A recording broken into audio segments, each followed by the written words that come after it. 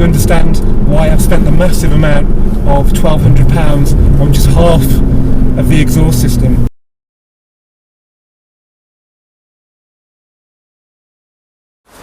Hello guys, and welcome back to the Volks Wizard channel. Today's video is the fourth video on my recently acquired Porsche Boxster GTS. I bought this car from a car auction back in December and pretty much immediately had it inspected by Porsche specialist Fern Sport down at Silverstone, who against all odds gave it a reasonably clean bill of health. One fault they did find though was a stuck exhaust valve on the right hand bank of the engine. The GTS model has the PSC Porsche Sports exhaust as standard, which makes it sound amazing, but they are known for sticking valves, and that was the case with my car. Now the car still sounded amazing even with that not working properly, so I wasn't in a rush to change it to make it sound any better, but I was advised that the right hand bank of the engine will have a different back pressure to the left hand bank where the valve was free moving, and that wasn't going to be very good for the engine. So I haven't been able to enjoy the car fully knowing that, but today we're going to put that right by fixing that problem. So let me get my overalls on, let me get my spanners out, and let's get taking apart the exhaust system on this Porsche Boxster GTS.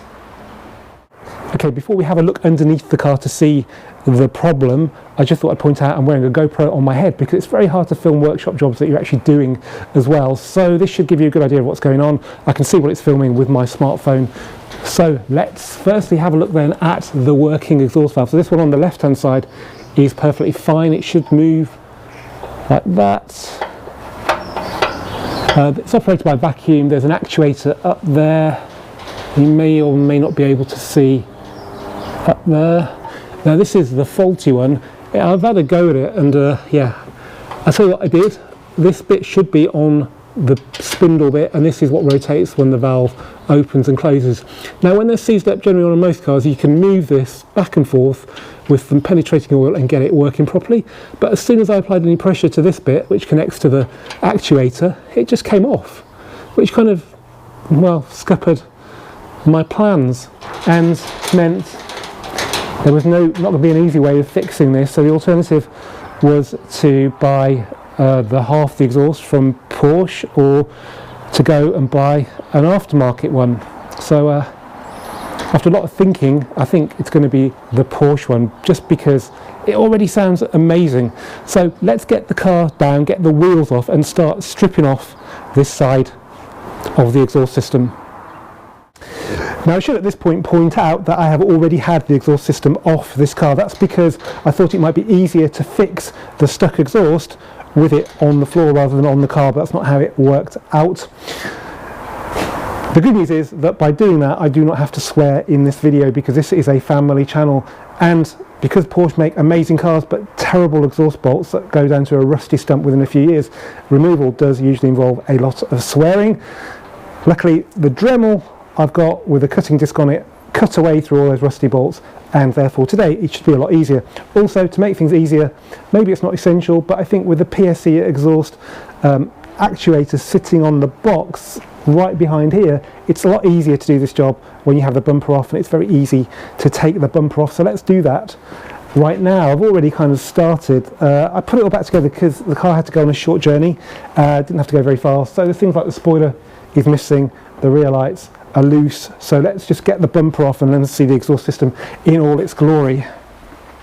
So let's get the lights out. Now these are normally bolted and clipped into place, so you just have to leave them out. Best to sort of make sure it doesn't jettison itself off the car, but they kind of like don't give you any sign that they're going to go, and then they go. And just be careful not to damage the paint. I'm using a plastic trim tool here, which doesn't damage the paint. There you go. Let's just undo the wiring on that. Okay, put that somewhere safe. Next up we need a Torx driver to get the bumper bolts off. So normally you've got two down here, you've got about 6 under the bumper, and you've got 2 here under the spoiler. Yeah, I had no idea you had to take the spoiler off to get the bumper off, but it makes perfect sense. It's not too difficult. I think there's another 4 bolts to get it assembled when we've done this job. Alright, one more in here. I suppose there's nothing worse than the arch liner rubbing on your tyre. That could be quite an expensive mistake on a Porsche. Okay, we've loosened the left, so let's do this side.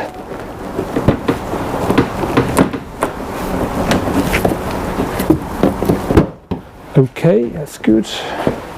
And that's good. Well, in theory, there should be nothing holding this on now. It's just the arch liner. That's it, pops out.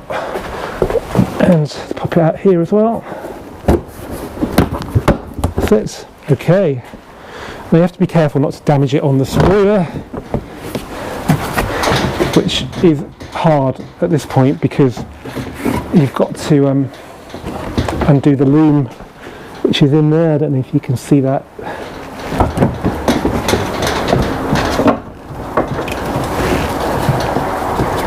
So I don't know if you can see through the hole there. There's my hand, it's there. I've got my finger on the plug. It's one of those ones where you have to push the tab and try and separate the connectors, which are very, very Germanic in their stubbornness to get off each other. There we go. Whew. Right.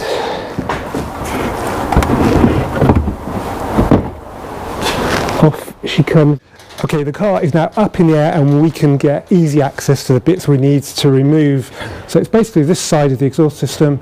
It's symmetrical and it splits down the middle here. So we have to move the exhaust tips over to the left, and then we have to undo the clamp up here that joins the exhaust as well. Although, as you can see, I've already cut my way through that. There are no bolts left on that. In here, I'll just get the light. The pipe with the back box is clamped onto this bracket that sits off the back of the gearbox. You normally use this to secure it, but I've had to cut my way through that. We've got a new one of those coming. And then the cat here, you can see it's detached now. I had to cut my way through the bolts on there because they were rotten, and that's why it was leaking. So you can see it's nice and free now. So yeah. It can look a bit daunting, especially when you're faced with a load of rusty bolts. Once you cut your way through them, it seems alright. The only problem is with the bumper on, you just haven't got anywhere to manoeuvre this side of the exhaust, so it's a lot easier with it off. So yeah, so let's just try and handle this off. We need some lubricant, I think.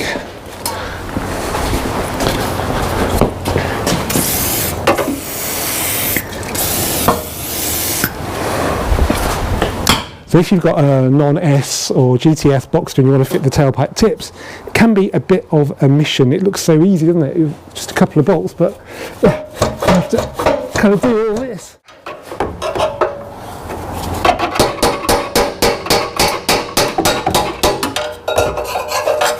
Okay, that's off. We can see the join there, just there. So it's really just the tips, and they're kind of a long way over. So we're nearly there, I think.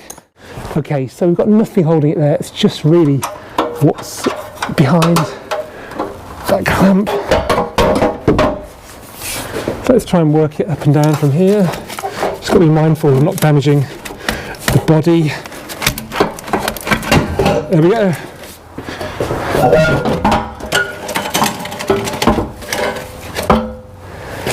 I feel like a fisherman who's caught his biggest fish. So there is the old exhaust. Right, let's get down to Porsche Centre Solihull and go and get the replacement parts that we need. Okay guys, welcome to Porsche Centre Solihull. Nice GTS Cayman there, 4 litre. It's actually the first place where I bought a Porsche back in 2011 when it was at the old site on I think 4 Ashes Lane just down the road, which is now I think a Fiat or Alfa Romeo dealership. It was 911 996 Carrera 3.6 convertible. Anyway, I just thought I'd give you a quick tour of the showroom here because there's always something interesting to see. So it's normally new cars down here solely, but there's so few new cars around. Some of these are used, not that you can tell because the preparation standards here are just unbelievable. There's also some nice merchandise here as well. So some Martini inspired stuff, but I'm particularly taken by this. called the Pink Pig, which was a famous racing car. So they've got a money bank there, a couple of glasses and a little toy. But yeah, Martini stuff does seem to dominate. So really cool stuff. Right, let's have a look at the good stuff upstairs. So first up, Cayman GT4 718, and it's gentian blue. Yeah, nice colour, probably the colour I'd have gone for, maybe not with the sticker set one day. I think these are still about 80,000 plus used, so beyond my budget, but got to have something to aspire to. Nice, really nice. Got the 918 seats, 101,000. So yeah, really good spec that, and yeah, still holding their money. Probably the highlight is this GT2 RS in Guards Red. It looks a bit orange under this light.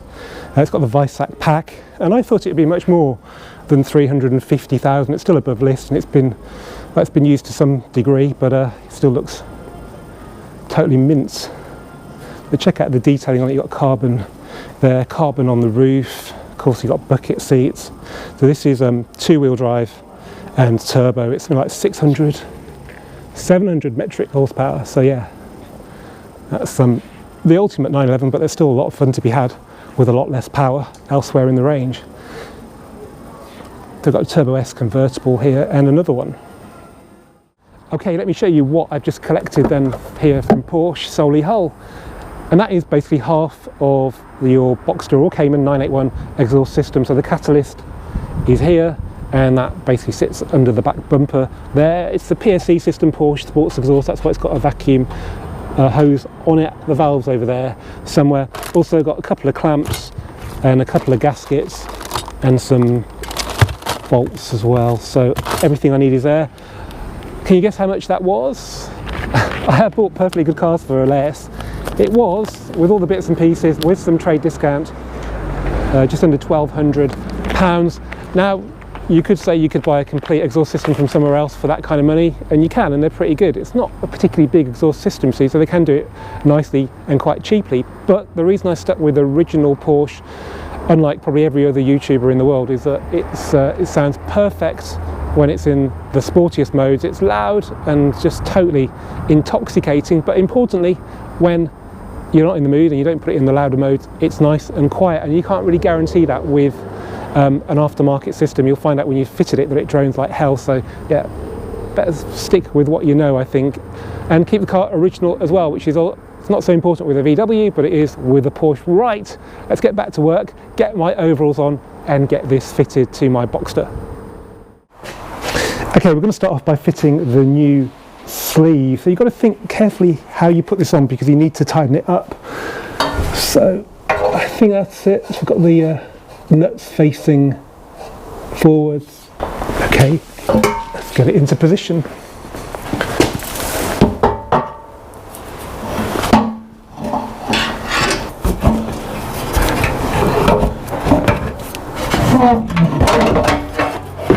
That's it. And then now that's on there, we need to get it connected up here. Let's have a look at the alignment. So yeah, now from this angle you can see we've got the clamp around the outside and the sleeve, and it's sort of not in the middle of it, so it needs to be back a bit.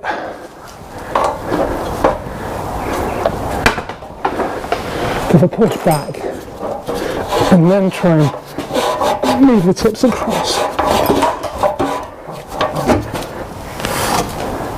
Tell you what, let's tighten the upper clamp. So these are 13mm nuts. Okay, that should keep everything in position now. Let's have a look from underneath. Do you know what? It does look lined up, but you can see how Porsche works with these really tight tolerances, because it doesn't really want to go in, but it's not far off now, so let's keep persevering. The only thing you can do is wriggle it up and down and keep it well lubricated.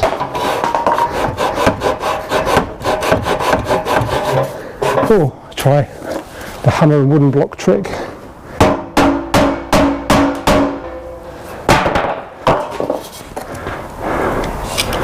5.5 down the middle of there. I'd say that's pretty damn good. So there's sort of line in the foil.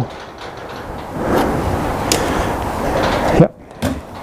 Now we can adjust them in a bit because it's quite easy to access these bolts when the bumper's actually on. So that's good. Let's just tighten these 13s a bit more.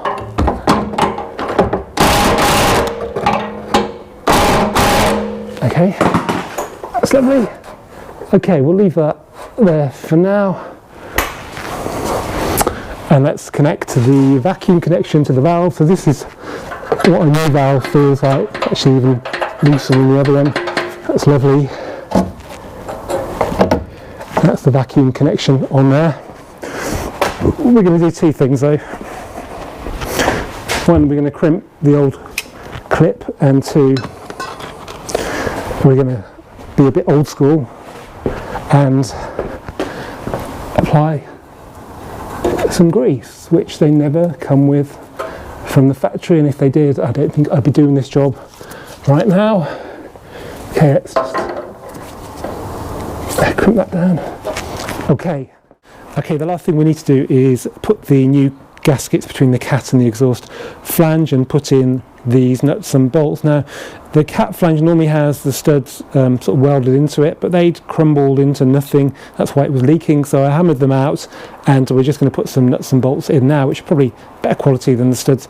Anyway, now I've had to start this already because it's a little bit fiddly.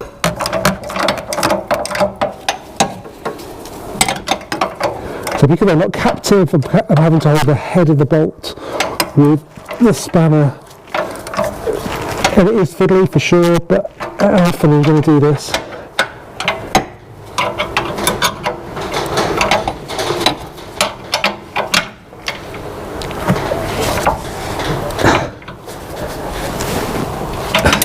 That's lovely. So let's just check everything else is tight. So yeah, let's get the bumper on, which is right here. Gotta get rid of that tape measure. Might cause a rattle. Right, first thing we need to do is get the weight off me, and then just plug this into there. So that's going to be interesting. So that clips onto the mechanism for the spoiler, which actually wasn't clipped onto when I first took it off. So that's good to know. We've got to get over the spoiler, so that's probably where we should start. Just try and avoid rubbing the bumper on the studs. And now we need to try and clip this in there. I think we need some light. Hear it click. Yay! Okay, let's now get this back over the spoiler.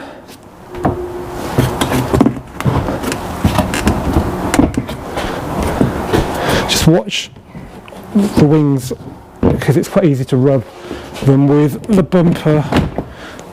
That's over there. Okay, that's good. That's still below the wing, so we're nearly there.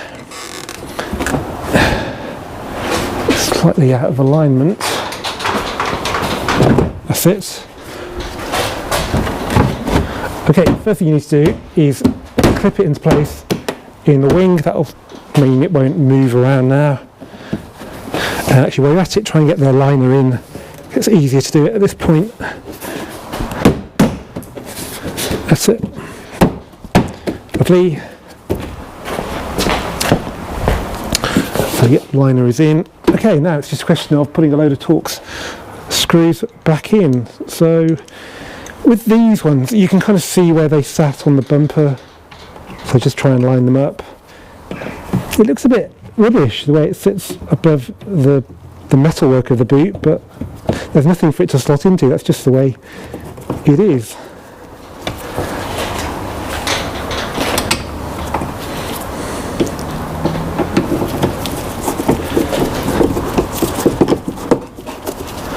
Okay, let's get into the wheel arches now. I need some light. So yeah, these aren't too difficult. I mean, I've seen Golfs and Audis with many more than this. So one down here.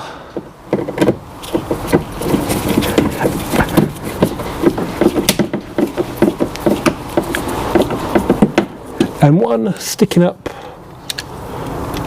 there, just have a quick look at the alignment just so it's as perfect as it can be, but it seems to fall into place on this car, so that's lovely. So again, make sure the bumper's aligned and use the old witness marks as a guide.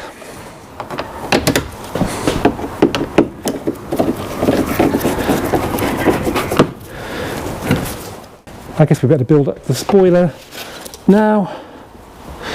So, I can't remember how to do this. Oh, we need to lift the spoiler up.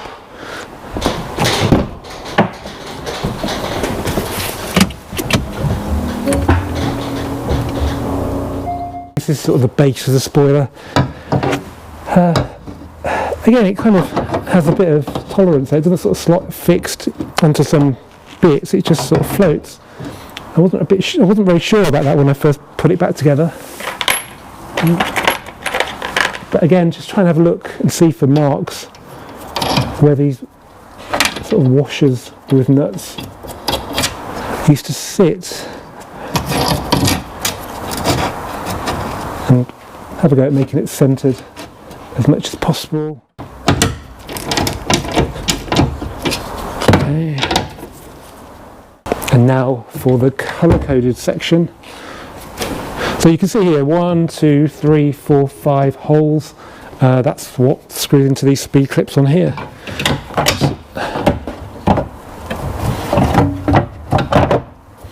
Okay, that can't move, so that's in a rigid position.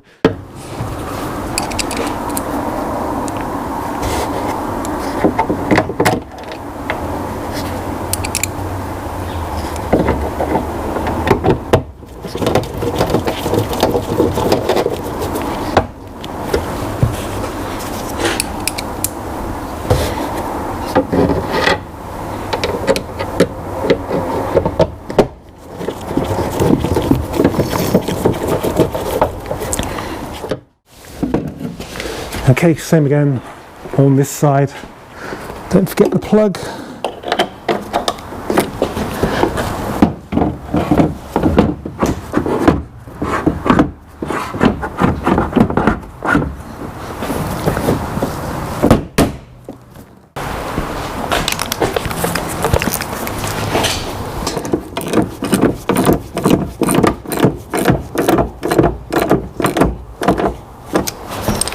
Don't over tighten it, of course, but yeah, it's only plastic that it's threading into, so you need to be careful, but you'll soon feel when it's giving you quite a bit of resistance,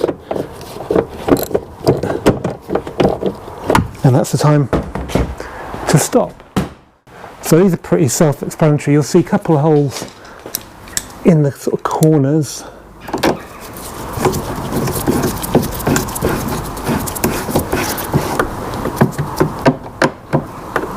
That, and then another one sort of behind it, just there.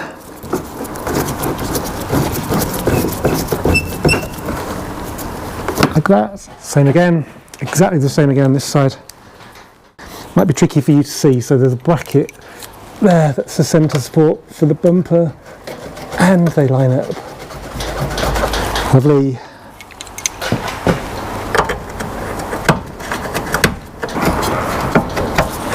Okay, let's knit those up.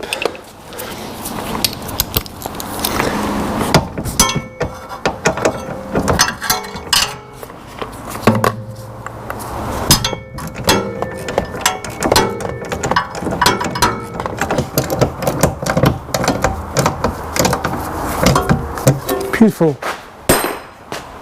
Okay, now it's time to align the tips.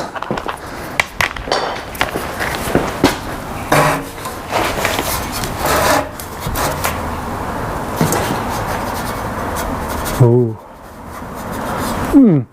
I think we need to go over to the left a bit.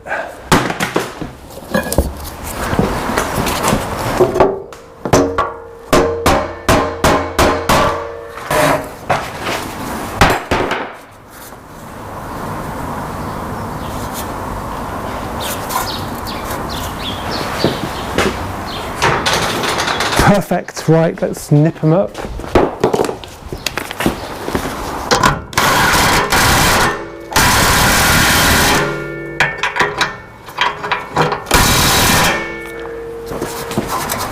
Yes. Okay, now let's get the wheels on, and then we can see how good this fully working Porsche sports exhaust sounds.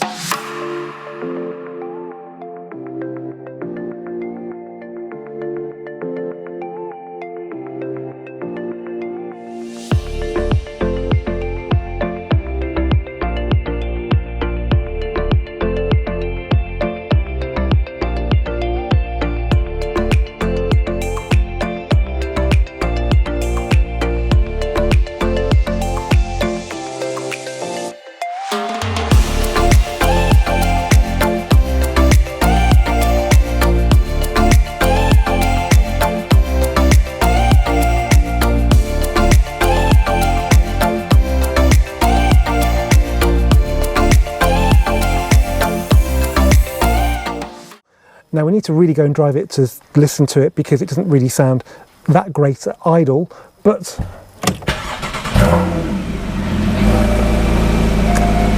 yeah, it's always sounded good anyway. So we've got the switchable exhaust there.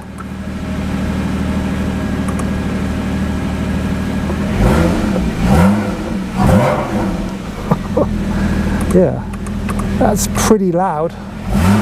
So that's with the valves shut. That's with them open. Shut, open. So there's definitely more of a roar going on now, but the only proper way to test it is to go for a drive. So let's go and really hear how my Porsche Boxster GTS sounds with both of its exhaust valves fully working. Well, what better way to hear the now fully working Porsche sports exhaust than to have the roof down. Now, I was a little bit concerned that it would sound less good now than it did before, because when the valve was stuck, it was actually stuck in the open position, but I needn't have worried. It still sounds incredible. Now, it's not only the 981 GTS that gets the Porsche sports exhaust. You can spec it as an option on any other 981 model, but it's only the GTS that gets a sound Symposer, and that's the tube that connects the engine to the passenger compartment and beams in real, and I mean real, not fake, engine noise. Plus the GTS has got unique engine mapping that delivers more snap, crackle and pop between gear changes than a Kellogg lorry. And all this has a combined effect of making the 981 GTS one of the best sounding cars of all time, in my opinion, and that's unlikely ever to change since the scourge of petrol particulate filters started robbing our favourite engines of their voice. But that's not what makes the Porsche sports exhaust so special. So what happens when you're not in the mood for scaring horses and you just want to get from A to B in peace and quiet? Just put the car into normal mode and you can waft along in relative hush.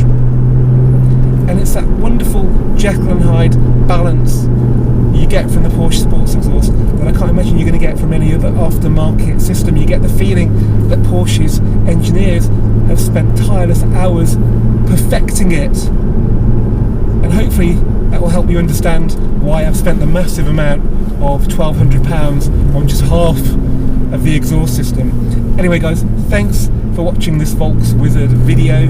If you've enjoyed it, please give it a thumbs up, please do comment, please do share, please do subscribe. Let's get to 40k very soon, and big thanks to Gareth and Simon at Porsche Solihull for helping get the parts. I think it's now time for a bit more sport mode though.